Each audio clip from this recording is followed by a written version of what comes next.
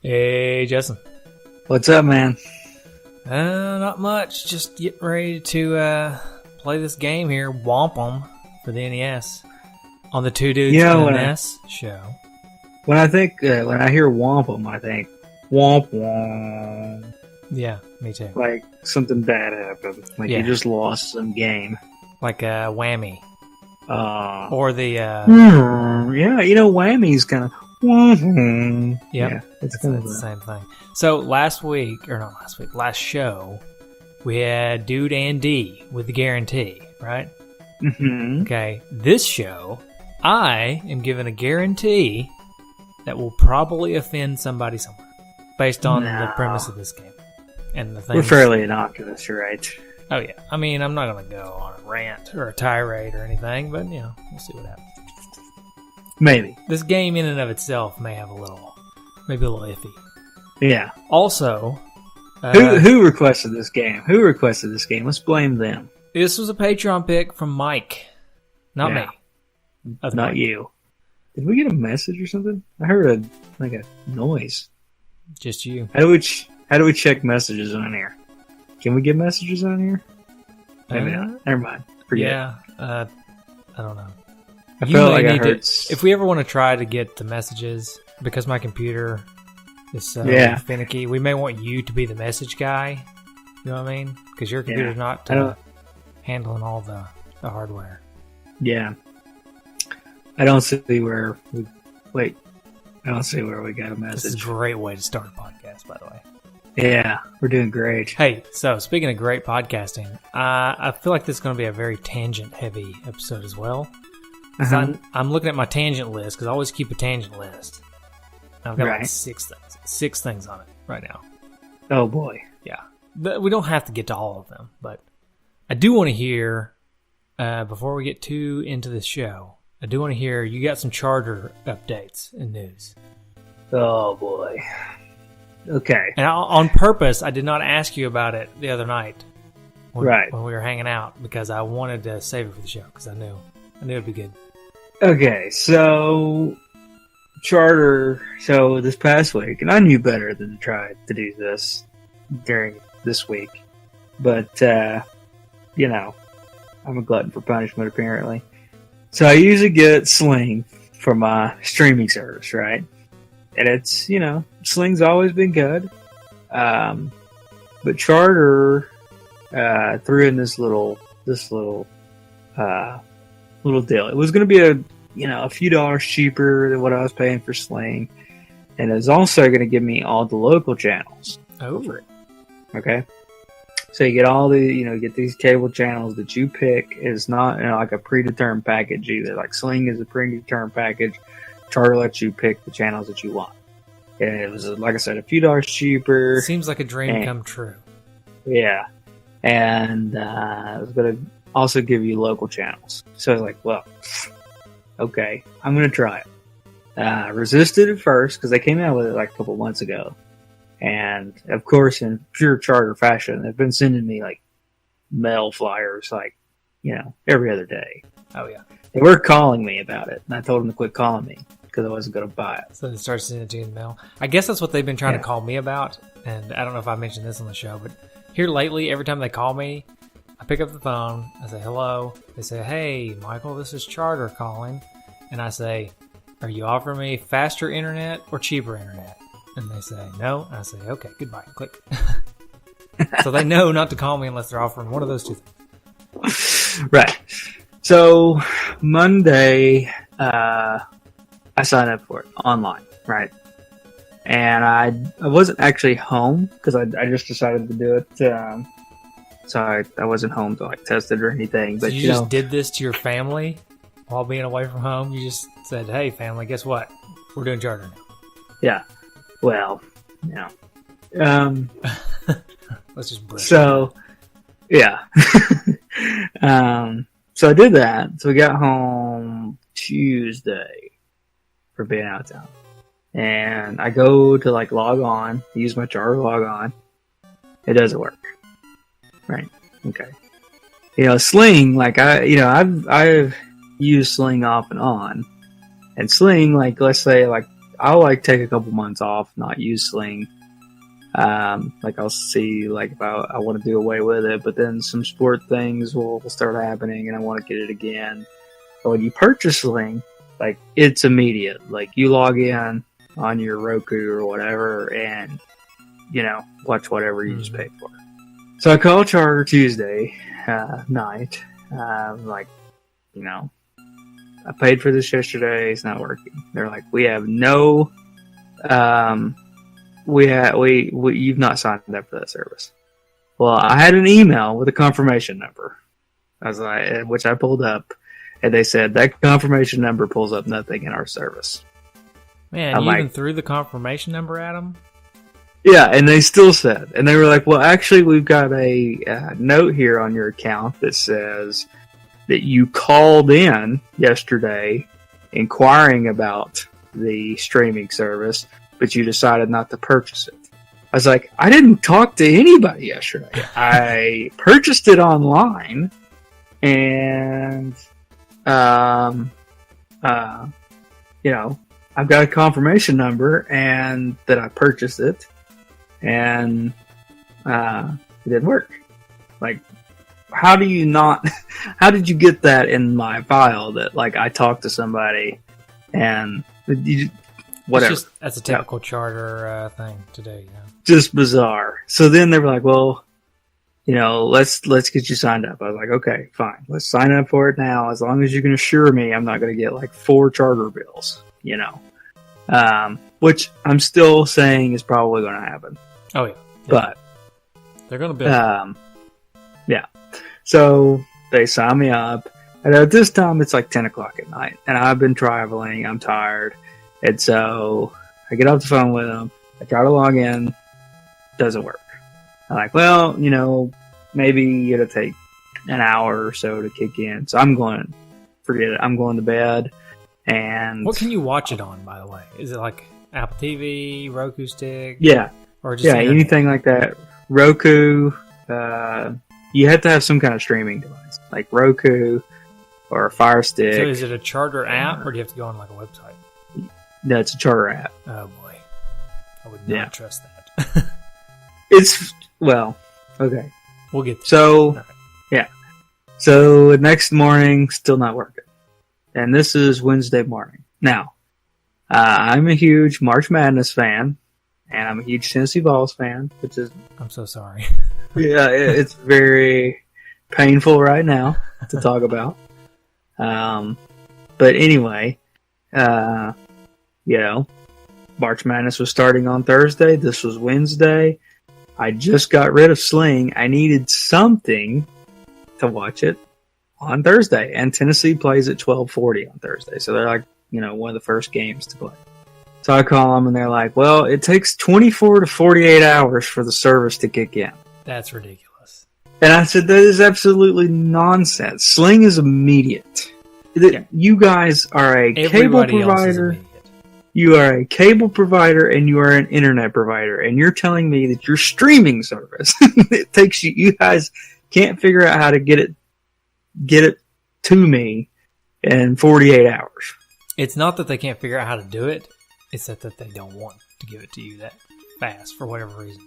Yeah, and it's like, I'm dumbfounded. So then I give them the ultimatum. Okay? And I give them look, this has got to be working by tomorrow morning. I told them I got rid of my Sling service to switch to you guys. And I tried to do this on Monday so I could watch basketball on Thursday. And if I don't have it by tomorrow morning, I'm canceling the service. To which I got the response of, okay, well, just let us know. Great. Charter has changed over the years, man. Used to, you could give them that ultimatum and they would just bend over backwards for you. But I don't know if it's just happened so many times over the years. Yeah, I was talking to my dad about it yesterday, and he was just like, yeah, they don't even care. Just, okay, cancel it. Fine. Yeah, we don't care anymore. So sad. Long story short, I called again Thursday morning when it was not working. They tried to do some kind of reset on my account. Of course, didn't work. it eventually started working like Thursday afternoon. I was able to watch the game because I was able to log on through like the March Madness app and watch it through there. So it calmed me a little bit, but it was just ridiculous. Mm-hmm. It was just Charter being Charter, to be honest with you. I understand. I promise. By the way, everybody, I promise we will get to Whomp shortly. Yeah, it was a nightmare, and I'm still to be continued because I'm still waiting the first bill, which is there's no telling what it's going to look like. Yeah, that's nuts. So what is technically ordered it twice. So it's less than about $30, $40. It's $21. It's $21.99. Wow. That is not bad. So it's a good deal. I think it's a good deal. Now here's where I brag about mine a little bit. I've got DirecTV now. Mm-hmm. I'm a pretty big fan of it. It is similarly priced, not that great. It's a little bit more expensive, depending on which package you get. It is package based, but if you prepay 3 months in advance, they give you the newest Apple TV, like the best Apple TV, like the 4K one. That's pretty sweet. It's a pretty good deal, really, because if you think about it, I think the cheapest one is like $40 a month. So 40 times 3, it's actually cheaper than actually buying an Apple TV. So it's the cheapest way to get the 4K Apple TV. And you get to try out their service for 3 months. Right. Which is, their app is not great, but they allow you to sign into all the other apps, so it works, which is fine for me. Yeah, that's the way Charter works too. Like you can go into like the Watch ESPN app or stuff like that. And since net neutrality, nobody cares about that anymore. I have AT&T phone service, so they knock a bunch of money off my bill for having both. Which makes the whole Charter thing even more ridiculous to me, because I was able to use my login to log into like ESPN or the March Madness app. Uh-huh. So my credentials were working. So why wouldn't the Spectrum app work? I don't know. Just ridiculous. They don't know what they're doing. Let's move on to Whomp Em. Let's move on to happier times. I gotta say one more thing, not about Charter. Right. I was just drinking from this glass, so you can see this glass here. Yes. Tennessee. It's like a mason jar. It's got a handle on it, right? Yeah, love it. Okay. Only in Tennessee would they have to put this. On the bottom, I just noticed this, not for home canning. So don't use this to can. I bet you could. You probably could. Yeah, I bet you could. All right. So, Whomp Em. Whomp Em. You got any history for us? So, yes, do. So, Whomp Em was brought to us by Jalico. How do you say that? Is that Jalico or Jalico? Jalico. I like that even better. I'm just making it up.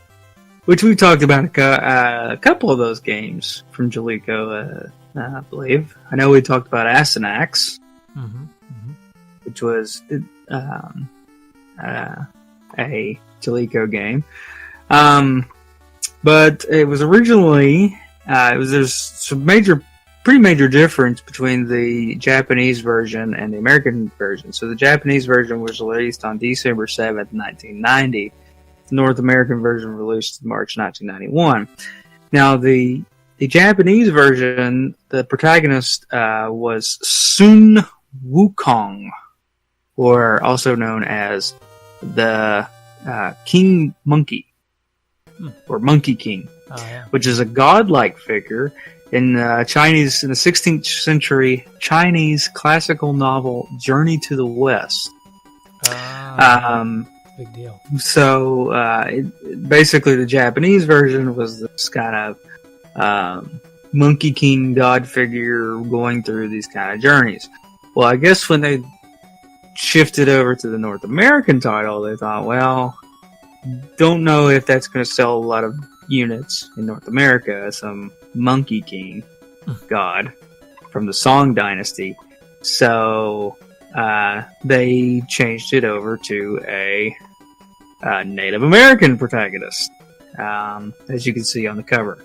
Which, there was a lot of discussion. I'm just going to go ahead and bring it up. There was a lot of discussion on the Facebook comments about whether that being a controversial figure obviously that's been in the news a lot lately, like the Washington Redskins, Cleveland Indians kind of stuff, using a Native American protagonist. I'm not really in the mood to get into that, to be honest with you. That's fine. Now, we did come from, our high school mascot was the Redskins, so we do have a little bit of history there. We also come from the South, and there was a big song back in the day. I don't know if you remember Tim McGraw back in the day with the Indian Outlaw. Indian Outlaw? Which would not fly today, I don't think. Not at all. Can you imagine Tim McGraw coming out now singing a song about himself being an Indian outlaw? And then goes through like basically every tribe that he can think of, like half Cherokee. He's half Cherokee and Choctaw, and his baby. My mama was a Chickasaw. Or his baby was a Chippewa. Baby mama was a Chippewa or something. It's something crazy. I think he just says my baby she's a Chippewa. She's a one of a kind. Okay. So that's speaking of an offensive song, Tim. I wonder if he still performs that song. There's no way he still performs that song. It was a really popular song for him though back in the day. Oh, I remember. Yeah. It's I don't know. Doesn't he like? Oh man, that song's bad. But anyway, so moving on. Not basically. Long story short, there was a discussion on Facebook. You can go to that and kind of read that if that's something that interests you or something that you're concerned about. But I don't think this game would fly today with this kind of protagonist. Of course. Not. But anyway, that's all I really kind of say about that. Yeah, we don't need to get into it. We try to stay apolitical on this show. So yeah. We won't get into it. I don't want to put myself in anybody's shoes, but the cover is a little bit. The cartoonish drawing is a little bit over the top. I will say that. But the game itself is about. Well, we'll get into what the game's about, but the game itself, what it's about, is really not anything offensive, if you ask me. But yeah, because it's not a hero, warrior guy, So I think it's kind of cool. Yeah. Anyway, so that's what. The cover doesn't do it any favors because it is kind of cartoonish and whatever. But anyway, so composer Tsukasa Tawada. Who was also best known for scoring several Pokemon games. Really? So he had a pretty good career after doing this game way back in 1991. We've got a theme going for the last 2 weeks of composers who, and spoilers for later in the show, composers who go on to do great things, not doing so great things in the NES. Right. Right. Not doing so good things on the early days. I'll just say that. So, but anyway, so Nintendo Power gave there was a full write-up for it. They gave it an overall rating of 3.1 out of 5 in their May of 1991 issue. And it receives probably, for the reviews that I read, tepid reviews, usually around, I guess, about a 3.3 out of 5 is about right for that. So, that being said, did you go on a journey to find this game? Did you have this game? I went on a journey to the West Knoxville. Yeah? Yeah. Journey to the West. And could not find the game. So, yeah.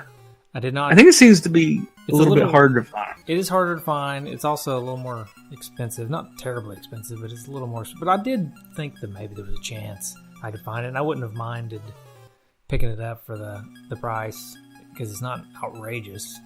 But I didn't find it, so I did play demo mode on this one, unfortunately. It was something we've never really talked about on the show, which I think may actually exist, and maybe I'm just imagining it because we ran into it a couple of times, but games that are late in the life cycle of the NES that are also kind of obscure titles. Like they're not a Mario or Zelda or something like that. Like, I just don't think they made a lot of units.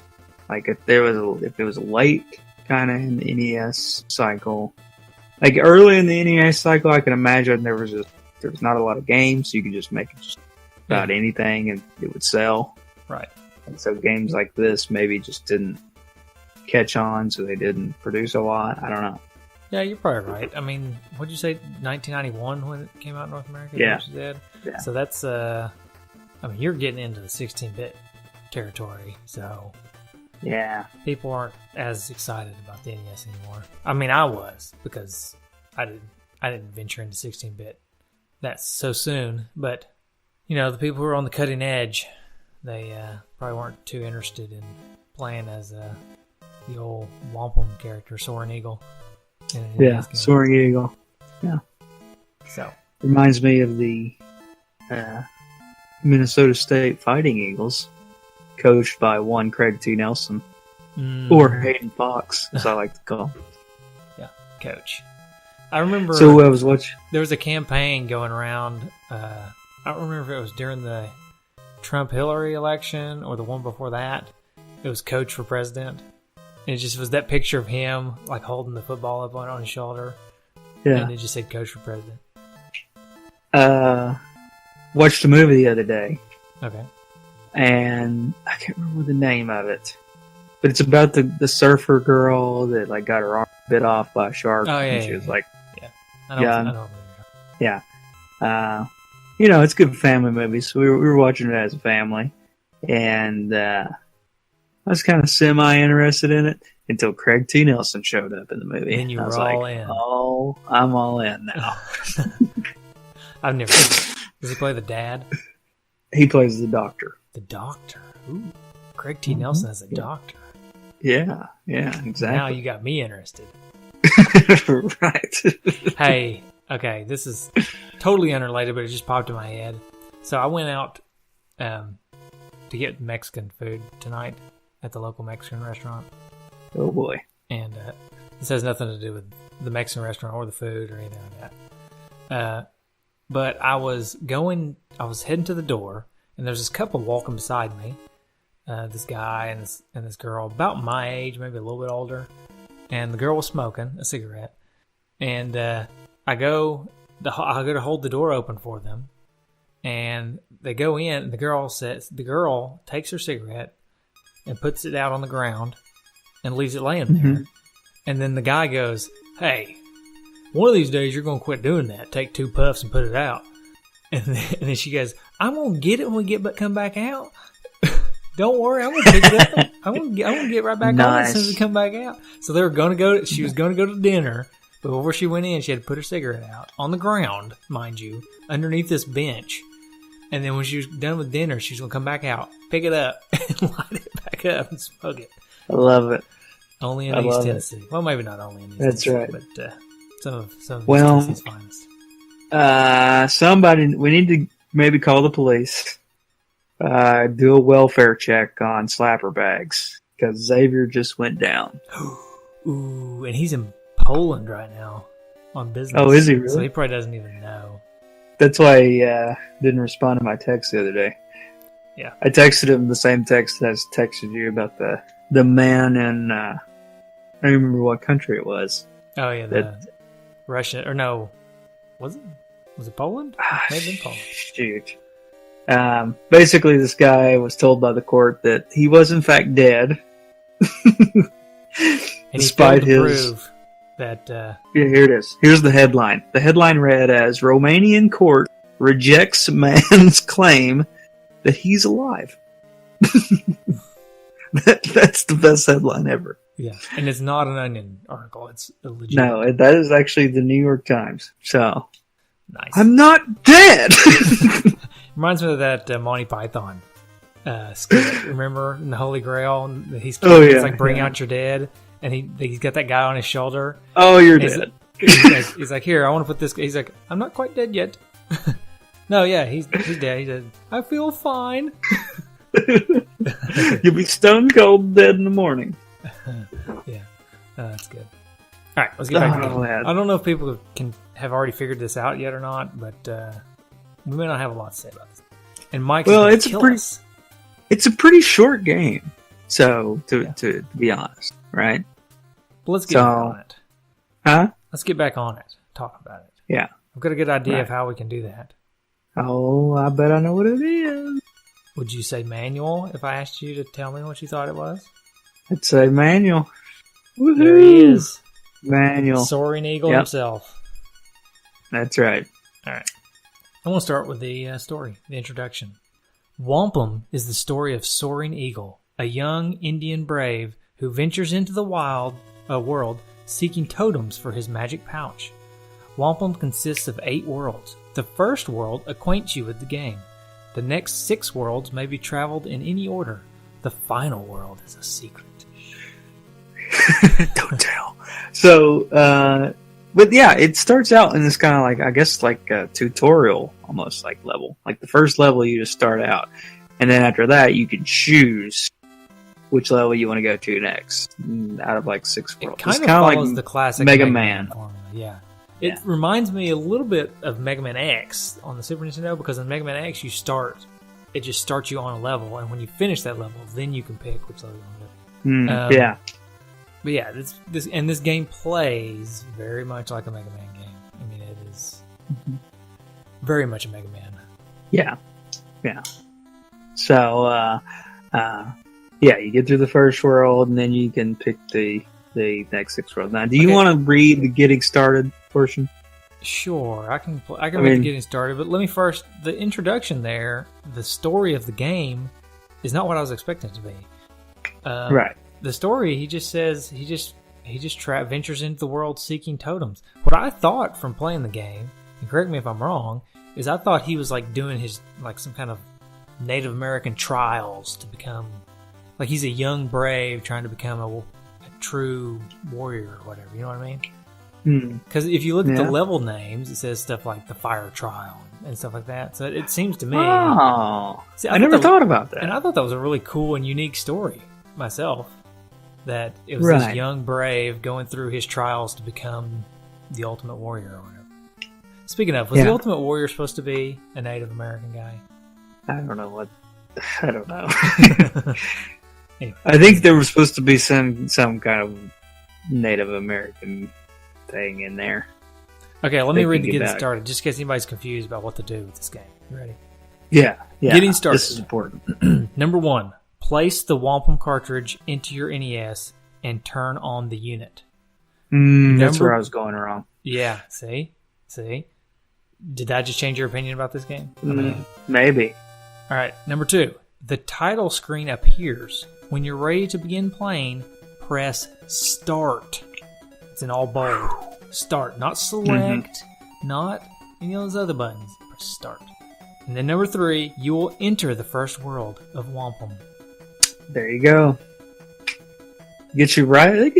They just get you going. Yeah, that's right. So the way the game plays, like we said, it's kind of like a Mega Man game, but you don't shoot. It's not jump and shoot, man. As Patreon picker Mike so eloquently put it, it is more of a jog and jab game. So you've got a spear. Yeah, I saw that. That's pretty awesome. You've got a spear, and you can jump, and you can jab people with your spear, and that's kind of how the game... That's like the basic weapon and tactic of the game. Right. There are power-ups that you can get, as well as totems, as they call them, which is what you get after beating each boss at the end of the 6 levels. You get these totems. What's different about this game, which I kind of thought was interesting, is unlike Mega Man, who has ammo for his sub-weapons, Soaring Eagle is unlimited use of his totems. Right. Most of which are useless. Right. Most of his totems are pretty lame, if you ask me. But there is that. Yeah. Unlimited use. Right. So you've got all your different worlds here. Sacred Woods, Magic Forest, Water Test. See, Water Test just sounds like something it should be. Yeah, that's what I mean. Secret Cliff. It's just a guy named Cliff. Yeah. Secret. In the Japanese version, it's Cliff's Secret. Yeah. It's the level where you have to try to figure out what his secret is. Hey, Cliff, what's your secret? I don't know. Yeah. You have to figure it out? Not telling you. Ice Ritual and Fire Test. You see what I mean? See how it feels Yeah, like? no, I get it now. You get it? Yeah. Anyways. Yeah.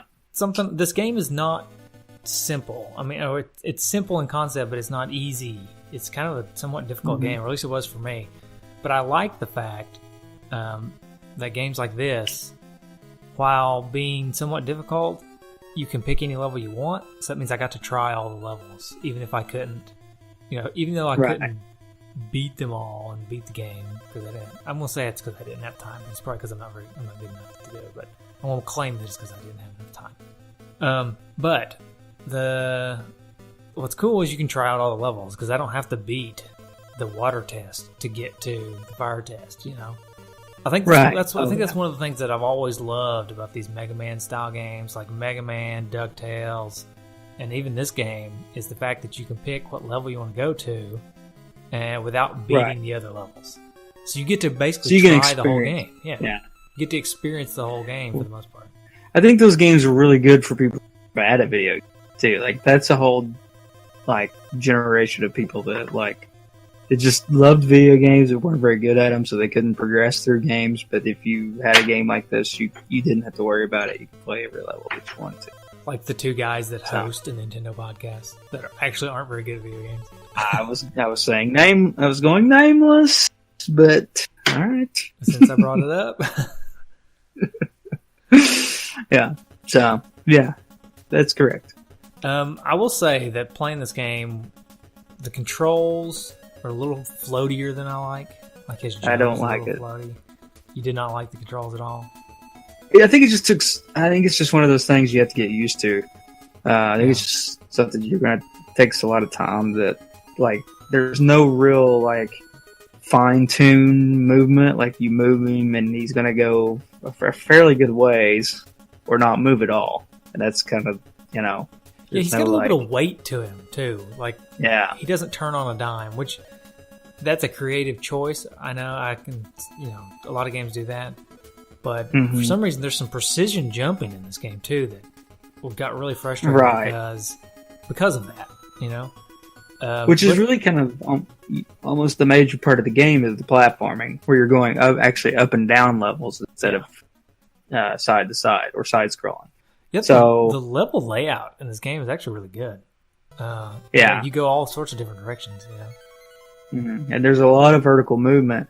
And when you're moving vertically and you're having to jump platform to platform, I don't appreciate they're not having tight control, I guess. Kind of what I'm trying to say. Yeah. I think it would have been more fun to play. Yeah, you definitely could. But it's not naturally tight. He's a little loose. The character's a little loose. Right. I said, that may be a creative choice. It's a little loose on turn 4. That's right.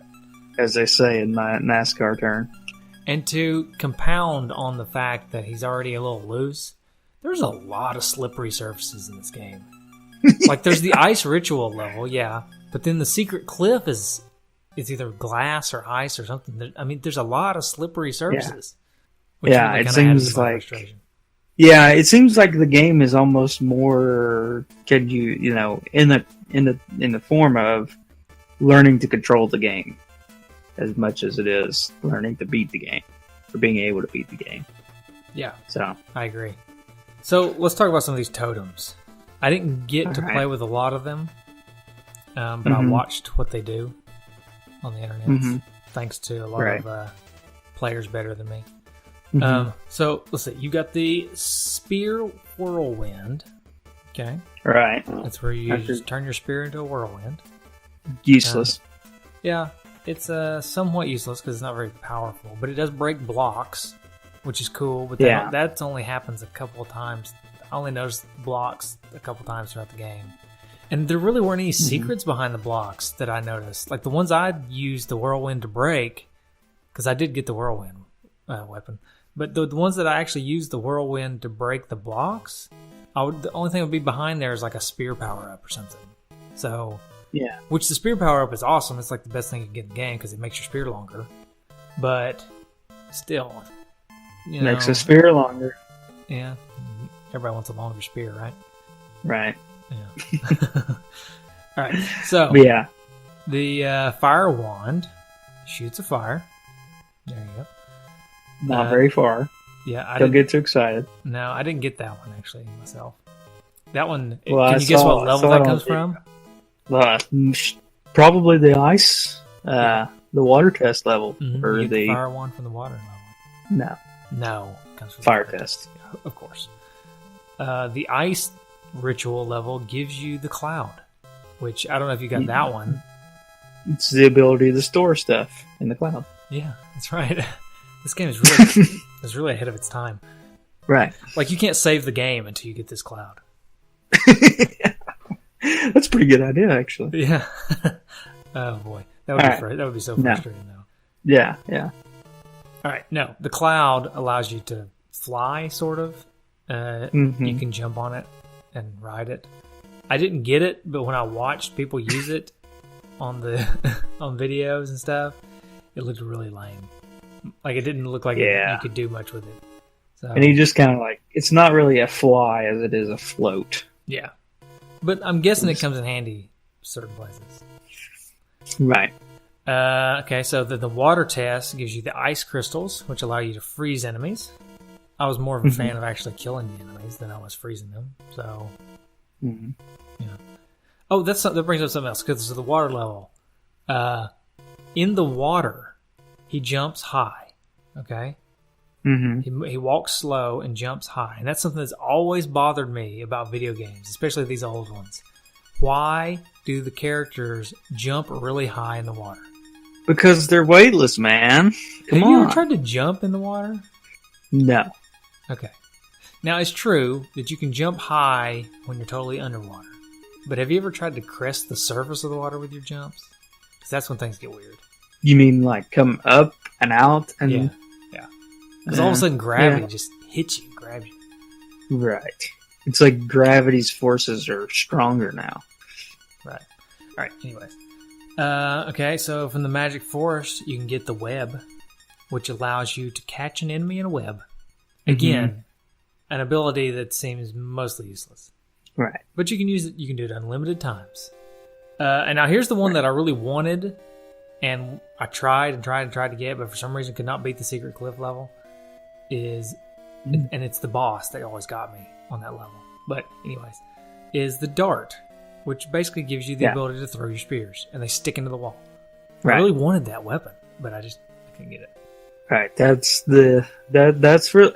Oh, some of these just seem like they just kind of made them up on the spot. Yeah. Like, what can we make this one do? It's like, hey Bill, I want some darts in this game. Okay. Or like catching an enemy with a web, really. Yeah. Or and it's essentially the same thing. It's freezing an enemy. Like you get them both. I don't know. Yeah. Why do you need both of those? It kind of seems like the same thing, right? Right. In addition to the totems that you get for beating each level, you can get things during the level, like power-ups during the level, which a lot of these were more useful. I will say that. More useful than the power-ups you get for beating the boss. There's the flint that you can pick up, and the flint just makes your weapon stronger. But it didn't last very long. I don't know if you noticed, but you would get it, and you would attack the enemy, and then it would go away after a few hits. So I thought a good strategy would be to try to save it for the boss. But man, it's hard. You got to dodge enemies throughout the whole level just to save it for the boss, and then you only get maybe 4 hits. Right. So I decided that really wasn't my strategy. Yeah, useless. And then you have the buffalo headdress, which looks like a samurai helmet. I don't know if that's a coincidence. I think that was just one of those things that didn't get translated. Yeah. So the buffalo headdress will... or samurai helmet. Increases your defensive power, which I did not notice that doing anything for me. I'm sure it did, but it did not seem to do anything for me. If you say so. Yeah. The deerskin shirt, which just kind of looks like armor of some kind. Actually, it just looks like a tan blob. But it looks makes like you... a vest. Yeah. It makes you invincible. And also somewhat invisible.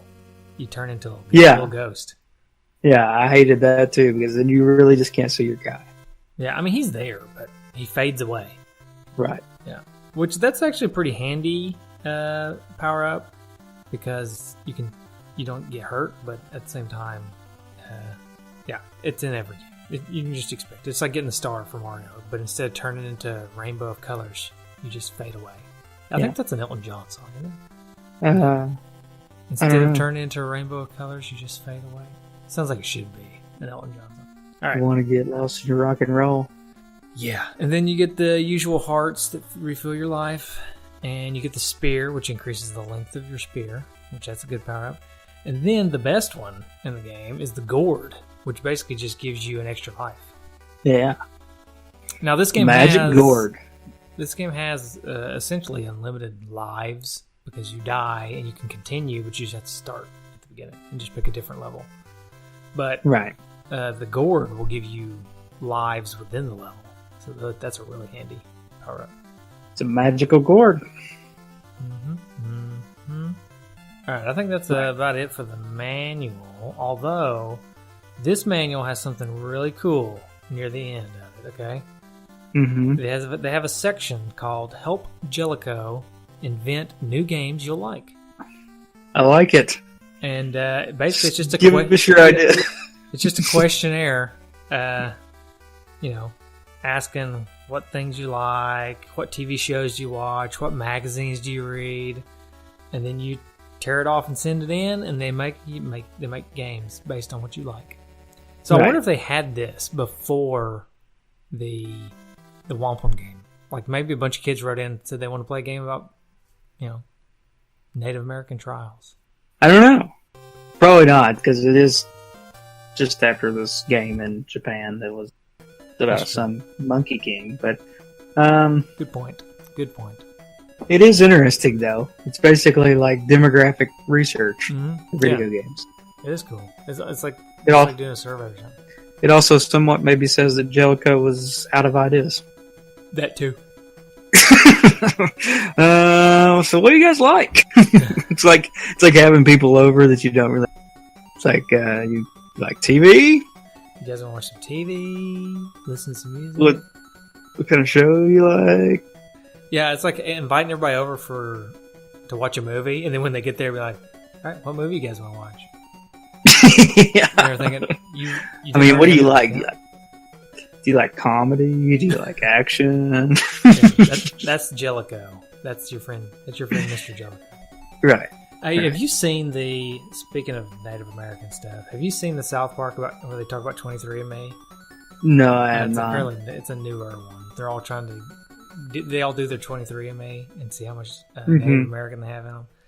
But anyways, that's beside the point. It's a funny episode. But, my wife and I did the 23andMe.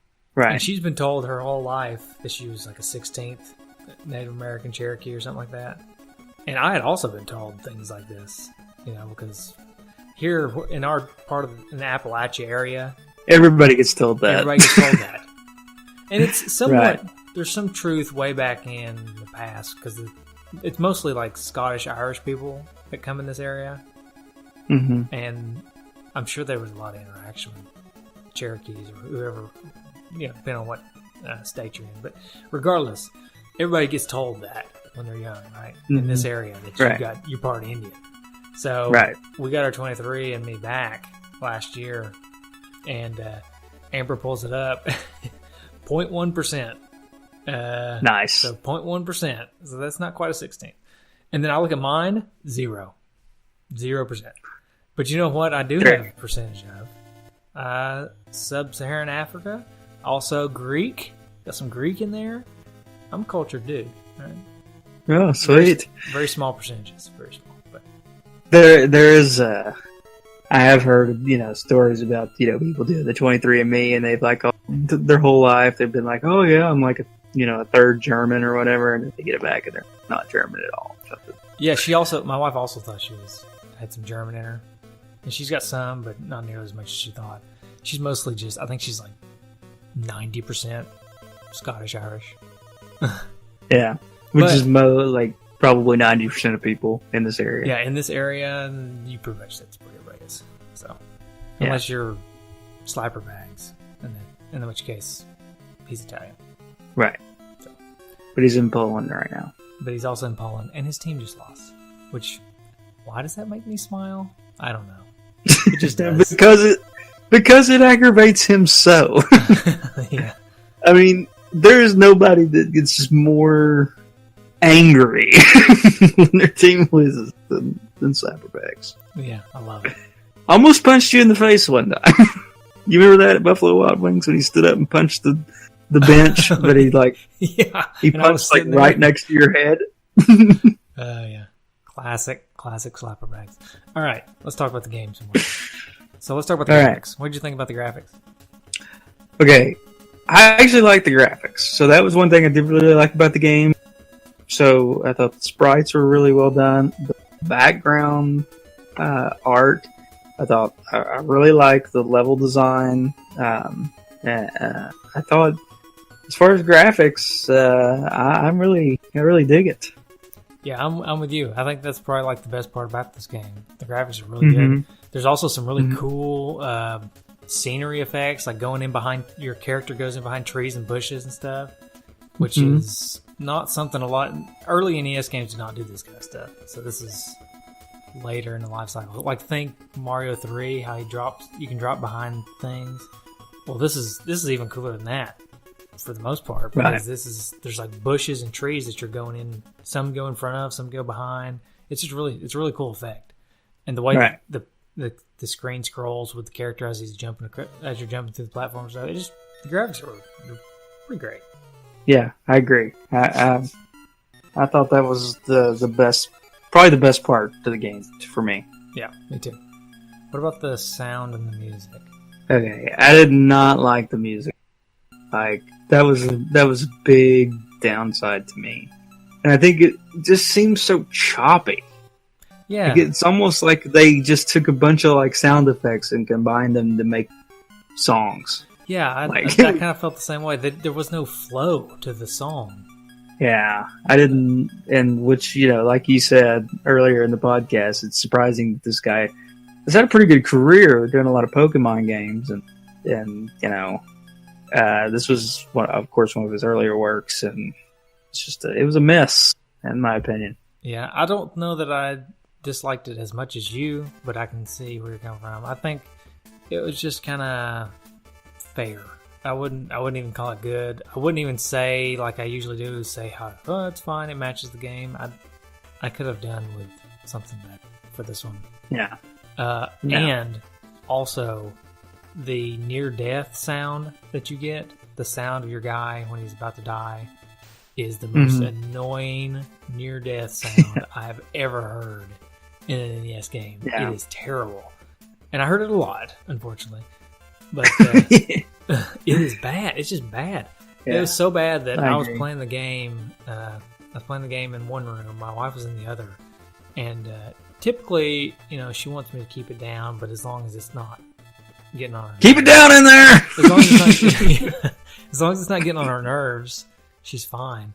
But with this game, that near-death sound, she actually came in there like, can you just turn that sound off? Or put on some headphones or something, because that is bad. And I said, I totally agree. Yeah. Mute. And just turn it off. Yeah. All right. So, you want to round this out? Talk about whether it's worth it? Sure. How much does this go for? So, average price that you're really going for, around 38. Let's just call it $40. For me, it's nowhere near worth it. I think for me, for this game to be worth it, it would have to be less than $10. You think it would be worth it for less than 10? Yeah. So would you pay $7.50 for it? Yes. All right. Well, that reminds me. You asking that question reminds me of the episode of Boy Meets World where he's asked Feeney's like, "What if what's passing?" And he's like 65, and he says, "What if he gets a 64?" Fails. What if he gets an 80? Passes. What if he gets a 50? Fails. What if it's a 20? He just keeps going. That show. So good. Hey, did you continue watching Girl Meets World? Is it still on? Yeah, I did. I watched it all. No, they did 3 seasons, typical Disney fashion, apparently. Mm-hmm. It was pretty much expected to be, discontinued after 3 seasons because I guess that's what Disney does. I don't know. Oh, I didn't know that. But yeah, there was some big hoopla when it was ending that, you know, it was their 3rd season and Disney wasn't going to do another season because they'd only really run 3 seasons of shows. I don't know.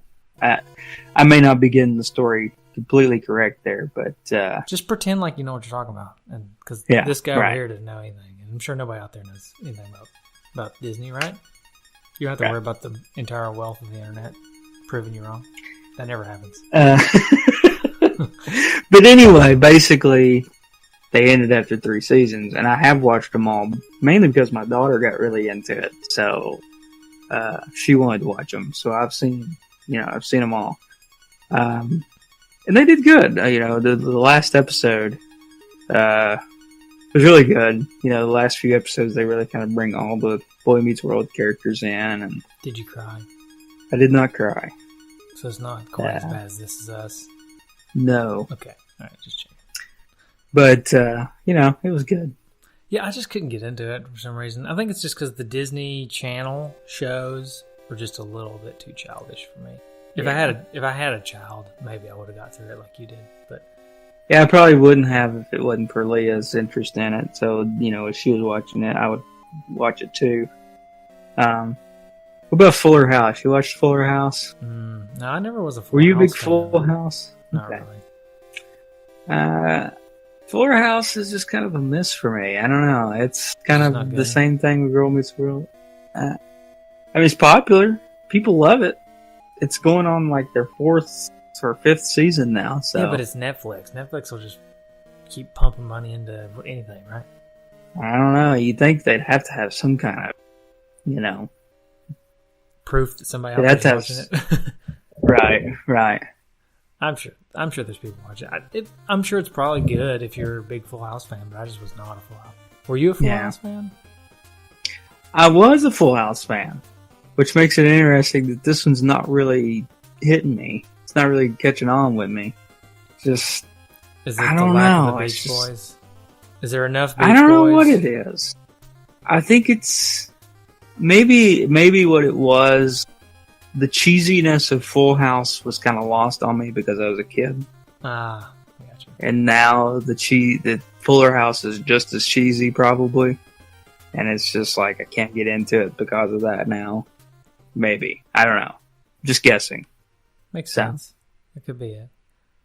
I'm just waiting for an Eric spinoff. They just need to do an Eric spinoff. The Boy Meets World. Yeah. Give Eric his own show. I would love that. That'd be like the best show ever. I mean, he's the best part of Boy Meets World and I'm sure Girl Meets World. He really became the best part of Girl Meets World. Like, his episodes were the best episodes. So, did you know that he, had to take a hiatus from acting because he had, crippling anxiety? Really? I did not know that. Yeah. And basically, it sounds like he really didn't act again until kind of Girl Meets World kind of got him back into it, so. Really? I know he was in a couple of National Lampoon movies. Right after Boy Meets World. He did a couple of those. I think he's done a lot of voice acting for cartoons. Oh, that's right. He was in Kim Possible. Oh, okay. I was thinking he was in Batman Beyond. He might have been. I don't know. Yeah, I don't know. But yeah, he was definitely the voice actor. I remember all that. All right, do you got any retrofitted trophies? Yeah. You got any really good offensive ones? I don't have any offensive ones. Oh, okay. Just checking. And that is, nothing that should ruffle any feathers. Okay. All right, you want me to go with one? I'll go first. I stole this one basically from Mike, Patreon picker. Jog and jab. To get jog and jab, you use a turbo controller and you tie a rubber band down over the jab button, and then the only button you gotta worry about is jumping and moving your guy. The rubber band takes care of the rest. If you do that, you get the jog and jab trophy. Sweet. I got fly on your wings like an eagle. And I think I've used this trophy before. I think I used it with Kid Icarus or something else. Yeah, maybe. But because the song is Flight of Icarus by Iron Maiden. But this fly like on wings of an eagle, you get if you beat the ice ritual level and get the cloud totem. Oh, nice. Because eagle flying, soaring eagle flying. Okay. Anyway. All right, my next one is also a song. Yours was like Iron Maiden and I guess Steve Miller, Fly Like an Eagle. Mine is R. Kelly, I Believe I Can Fly, and that is Getting the Cloud. Oh, okay. Yeah, I like it. I believe I can fly. All right, mine next one is beat Secret Cliff and get the Dart trophy, and that is, wait, I can throw this thing? Nice. I made one up while we were doing the show. This one's called It's Just a Dart, and that is Find Out Cliff's Secret. Cliff's secret is it's just a dart. He just tells you can actually throw this thing. Yeah, he's like, by the way, your spear, it's actually a dart. I don't know why you've been using this. Just throw it. That's Cliff's secret. Yeah. Right. All right. I got one more. Go ahead. Is this last one? You done? Yeah, I'm done. Okay, this one is also a song, Fire on the Mountain, Run Boy Run. And that is defeats fire level. Fire on the mountain, all right. Boy, run. All right. All right. So, feedback. How do we want to do the feedback? Right. There's some good feedback in there, and there's some that we're going to avoid. Yeah, so there's some feedback, and I'll kind of just tease this out. For the most part, there's, basically there's a somewhat, I don't know if you want to call it a debate, but, some people get into the hot and heavy subject of the mascot of this game. And just kind of save time and not ruffle anybody's feathers, was trying to get too political on the show.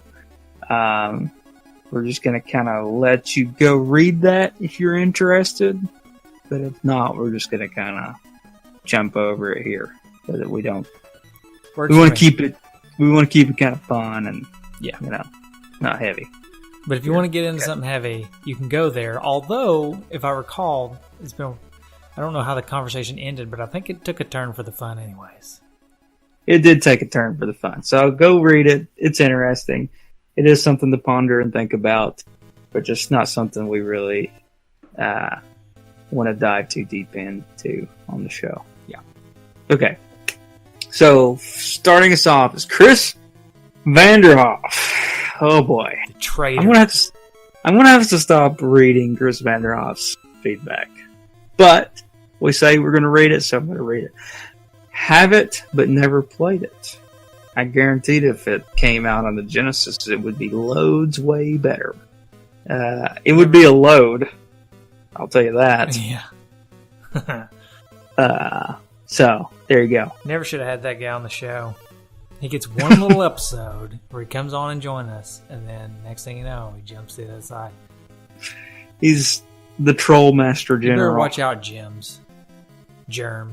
If you ever had decided to have him on the show with you, he's going to turn on you too, and he's going to go over to That's right. the Super NES podcast or something. All right. Mike Hall said, I absolutely love this game. I have this memory as a kid of my dad taking me to Toys R Us to get a new game once in a blue moon. Along with Stanley, The Search for Dr. Livingston, and my Quick Shot Joypad controller, this is one of those games that my dad got for me that I distinctly remember. It's a little like Mega Man, in that you gain the ability from your defeated enemies, and it has a lot of platforming. Controls seem tight, except for the ice levels. Granted, the hero would probably not be considered PC by today's standards, but hey, you gotta admit that he stands out among all the ninjas and robots in the gaming universe. I used to be able to beat this game consistently as a kid. I hope you guys enjoy it. Alright. Hey, speaking of, I didn't get to say whether or not I thought it was worth it. Oh! Do you think it's worth it? No, but I just wanted to say that... now listen. I just want to say, I don't think it's worth it. But I did have a good time playing it. I think it's a cut above a lot of NES games out there. I know I feel like we bashed it quite a bit on this show, but I think there are a lot of redeeming qualities about this game, and I had fun. I had a lot of fun playing it.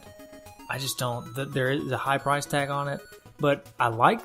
Maybe I'm just an offensive person myself, but I really liked the story behind this game. I thought it was kind of neat and very unique, and I liked the graphics. And the gameplay was just a little loose for me, but it may not be for somebody else. And the concept being Mega Man-like, I thought that was pretty cool. So I think it is worth some price, just not the price that people are asking for it right now. And I want to reiterate mine. I said it was not worth it, but I said it was not worth it because we were talking about $40. Right. I did say, I gave it the caveat that if it was less than 10, I would say it was worth it. Right. Yeah. It's fun for that cost, but not for the cost that it is. So. Right. All right. Peter Martin says, ready? I have never heard of this game. Shocking, isn't it? We've been playing Jeremy Sharp. A nice string of games that Peter doesn't know. I'm sorry for that, Peter. Remember that song? What was that movie song? Scotty Doesn't Know. Was that Euro Trip? Yeah, it's Euro Trip. We just need to make a song, Peter Doesn't Know. Yeah. Talking about games we could play that he doesn't know. Jeremy Sharp says, I actually have this and yet do not think I've ever played it. I'll check it out this week. Steve Martinez says, really well done game. When I first got it, I thought it would be gimmicky, but it ends up being a really solid and well-made title. Lots of fun and a good fair challenge. Oh, my computer's slowing down. Uh-oh. Not wanting to get to the rest. So then we have a lively discussion between Andrew Code and Chris Murray and some other people kind of get involved there. If you want to read into that, we're not going to get into it, but it does take a turn for not only the fun, but the Snowbiz and Chuck E. Cheese related. Now, if I had to think of something fun, that would be at the top of my list. As a kid. Snowbiz and Chuck E. Cheese? Showbiz, I think is what you're trying to say, but you got Snowbiz on the brain. I did because I had Snowbiz today. Oh, man, I still haven't. You know what? Oh, it made me so mad. Okay, listen. Was it last summer we were talking about Snowbiz coming back? Mm-hmm. Yeah, okay. So last summer we were talking about Snowbiz coming back. And I kept telling Amber, I said, we gotta go. We gotta get some Snowbiz. I said, I want to go try it. They're back. And she went one day with her work pals during a lunch break. And she said it wasn't very good. And so I never did get to go. Oh. I liked it, though. I liked it at the Lunar City one. Okay. I do have to say, I went to the Sweetwater one today, and I was a little disappointed. Not what it once was, huh? Well, I think the Lunar City was better. I don't know why. Well, I do know why. It just seemed like the ice was not as good there. You gotta have good fluffy ice. Yeah.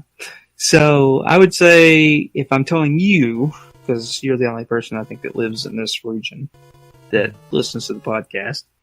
Oh, I don't listen to the podcast.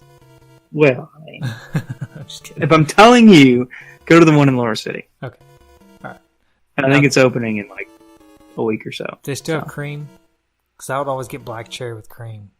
Oh, they do. Okay, good. All right. Yeah. Actually, somebody reached out to me last time we talked about Snowbiz. Because remember we asked if anybody else had Snowbiz? Or if it was just a local thing. And somebody reached out to me and said they did have Snowbiz. So it's not just a local thing. I think it's like a franchise. I think you can like purchase like the franchise. And the equipment or whatever. Cool. Yeah. And then my call rounds us out again. I think you alluded to this earlier. He says, so I just came up with this since it is a Mega Man clone, but with no gun for run and gun. It deserves its own sub-genre called Jog and Jab. So, anyway. Good stuff. All right, let me continue on here. There's a couple more on other places. Yeah, my computer's not going to I'll take care of that. Allow me to I'll take it from here. All right.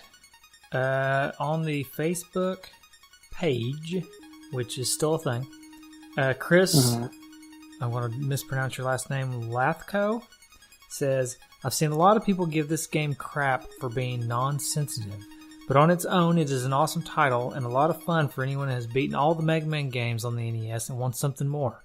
Also, the game showcases some nice sprite work on the NES. Gabe Van Gilder says, I feel like a terrible gamer. I heard all of these games, but you never review games that I played as a kid, and it really makes me feel like an NES novice. Ooh, spam. This one says, marked as spam. Let's see what it is. Oh, boy. From Sean Robinson says, and here's the Japanese original of Whomp Em. Note that the Brave was originally a monkey with a staff based on Chinese legend. That is not spam. Facebook. Yeah. Come on, Facebook. And then Noel Estep says, good platform game, terribly racist. That's what he says. All right. Moving on. Twitter. We do have one Twitter. At least one. Two. We got two. Paul and Andy from Power Trip Gaming, which, by the way, good show. Not family friendly, but you guys should go listen to it or watch it. Mm-hmm. It's on YouTube. He says, this was a good platformer and definitely a hidden pearl. I like that. That's right, Germs, he says. Hey, we should take that over. We should become the Pearl guys. The Pearl guys? Instead of saying hidden gems, we could say hidden pearl. Yeah, we're the Pearl guys. You really want to be precious pearl. You really want to be known as the Pearl guys? No. Yeah, that's all right. He says, doesn't come up a lot on lists, but is a solid outing from Jellico. Good call, Paul and Andy. And then Ultralavo says, in Japan, this was a sequel to Sayuki World, which was basically Wonder Boy in Monsterland, but characters and story changed. The main character was Sun Walking Wukong. Sorry, you've already been over this. I'm just wanting to butcher it myself too. The American version changed into a Native American named Soaring Eagle. Good call, Ultralavos. Truth. Speaking the truth. And Google Plus. Is Ryan there? Ryan is there. And he's got a friend. Ryan says, I like a good platformer and got that vibe from checking this one out. The soundtrack was a bit repetitive at points, though. Reminded me a little of what Kid Icarus sounded like. And then Ryan's friend, I'm assuming it's his friend because they're both on Google Plus. Chris Dixon says, my one thought, I need this cart. He needs it. Yes. I don't blame you. Gotta have it. Gotta have it. All right, we've got an iTunes review. 5 stars. From Mike 1002. Mike says, the show for all Xennials. Xennials. I guess he's combining Gen Xers with millennials there, maybe? Mm-hmm. That's our audience, in case you didn't know. Gen Xers and millennials. For those of us born in the 1980s, this show will conjure memories of sitting around with your best buds and shooting the breeze about your favorite game to love or hate from the console that set the bar for us in terms of what video gaming was meant to be. Add in an appropriate amount of tangents that at the same time trigger memories that so many of us share in common, and you have the amazing podcast experience that is called Two Dudes in an S. Aww. Thanks, Mike 1002. That's pretty good. We may have to steal that for like some kind of banner or description or something. That's pretty good. That's pretty good. Yeah. All right, hang on. I'm getting a call. Hold on. I'll send it to voicemail. I'll send it to voicemail, and then I'll just play the voicemail. Okay. Yeah. Who's it from? Nick Stevens, actually. And he's calling me. Oh, okay. I'm just gonna I'm going to BBGM, make him leave us a voicemail, and then all right. Maybe some last minute feedback. I bet it is. I mean, he never calls me about anything else. So let's see. Right. And this is probably going to be like one of the most infamous sound bites you'll ever have from Nick Stevens, but this is probably one of my favorite games of all time. Like probably top 10. Yeah, hold on, I got to make sure. Top 10 again. Wow. Nick, you're going to run out of slots in that top 10 if you just keep putting the top 10 every week. Man. Top 10 game. Oh, all right. I wonder if anything's dropping out, or if he's just top 10 all the time. I mean, he loves this game. Well, that's obvious. Yeah. All right, we do have a couple other voicemails that people have left, and then that should finish us out. Nick is loud. Did you notice how loud he is? Yeah, he's very loud. He just screams into the phone. So rude. Oh, I think this Jay-Z NES calling. Let me turn him up because he's quiet. Especially compared to Nick. I had to turn Nick way down. Right. And now I got to turn Jay-Z back up. Dudes, what up, up? It's JZNES here from YouTube. Also, John's Wrestling. So, I see you talked about Whomp Em there, but you know what? It's a little bit disappointing. I don't think I've ever played that one too much, but you know, there's only so many games out of all of my collection that I can say I've actually played. Back in the day, you know, I used to play each and every one of them every time I got them because I was really curious and I had all the time in the world in my hands. But, you know, nowadays, it's a lot harder to do that. But from what I've seen of it, I do remember playing it a little bit, and it looks like a pretty cool game, one that I'm actually more excited to get into. But yeah, I remember when I got it, though, was 2015, which is like 3 years ago now. But I got it for $25 from one of my friends. He got it at Disc Replay, which is a cool chain that we've got around here, of stores or whatnot. So that's how I get all my awesome gaming finds and whatnot. But yeah, so I don't know too much about Whomp Em, unfortunately, but hopefully you guys enjoy it, and hopefully it's awesome. And I'll see you next one. Thanks, Jay-Z. Yeah, awesome. Thank you. Go check out his show as well. Jay-Z. All right, one more. I'm hoping that this one's Mike, the Patreon picker. Surely he would call in for this show, right? Hey, dude, Yeah. This is my call. I'm the guy that is responsible for you guys reviewing this game today. Anyway, I just wanted to thank you guys for doing your show. I really enjoy it. I do a lot of driving for my job. I drive sometimes 600 to 800 miles a week. And so Whoa. I like listening to your guys' podcast while I'm driving and whenever I'm working in the office to get paperwork done. Anyway, I really hope you enjoy Whomp Em. I think it's a fun little Mega Man clone type game. I've already talked about my nostalgia for it on Facebook, so I won't go into all that. I just really think the gameplay is really fun with it. Always have to wonder why in the world they have a pink frog wearing a cape, though, as one of the bosses. I never figured that one out. But anyway, hope you enjoy it. I'll understand if you don't appreciate the price tag on it. I know it's a little bit pricey at around $40, but hope you have fun with it. And keep on doing the good work, dudes. Bye. Thanks, Mike. Yeah, we didn't even talk about the various bosses, but there's some interesting bosses. I chalk it up to, he says he doesn't know why there's a pink frog in a cape. I'm just going to assume that it's part of the trials, you know? Maybe, what's that cactus that you can take? Peyote? Yeah, maybe that's part of the trial. He's got to take some peyote while he does the trial. Right. Right. Huh? Sweet. Okay, that's about it for the show. You can also check out the Retro Junkies if you'd like. Let's see. This episode I'm going to highlight the No Swear Gamer. He is a YouTube. He does awesome swear-free videos about various things, games. He also doesn't just stick to games though. He'll go into action figures or board games or just it's retro things. And he's a really good speaker.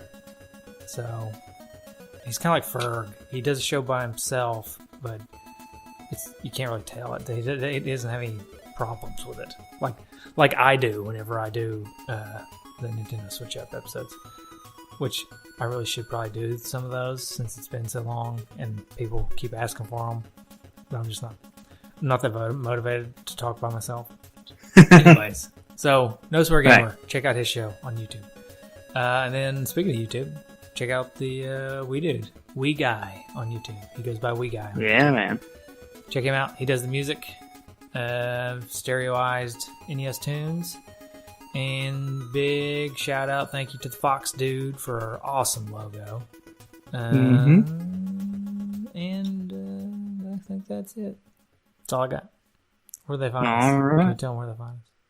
You can find us on Facebook, Twitter, any of the social medias. You can find us on twodudesandans.com, nesdudes.com, and then 10dudes.com.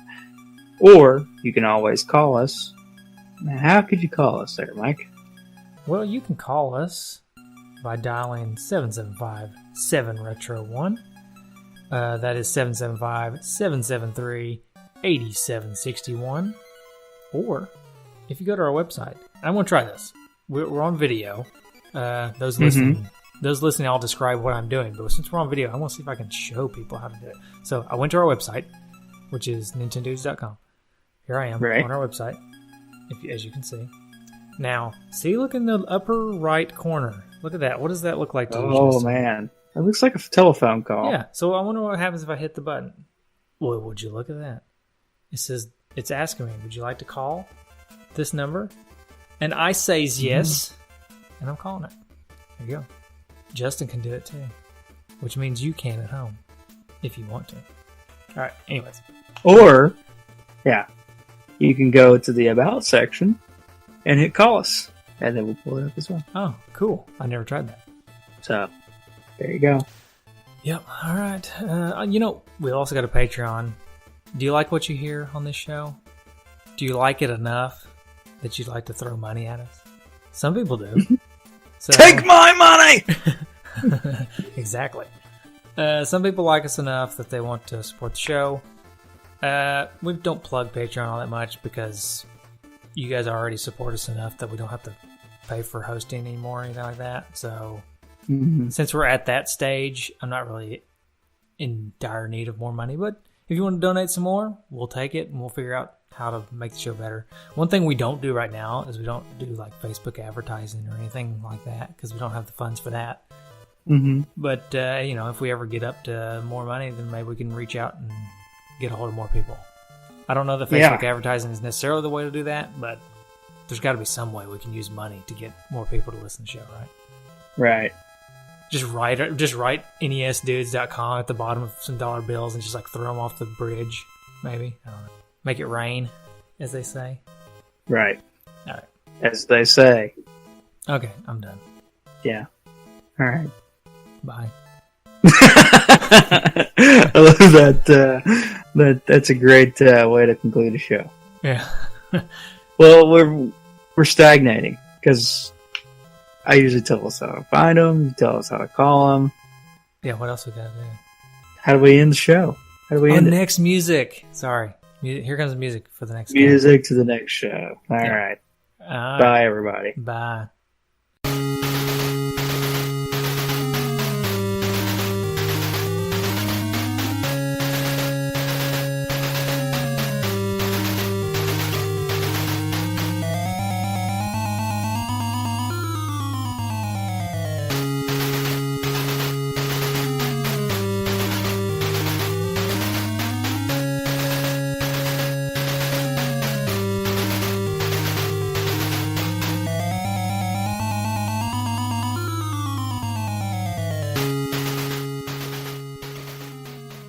Mary Poppins' son. Nick Poppin. Nick Poppins.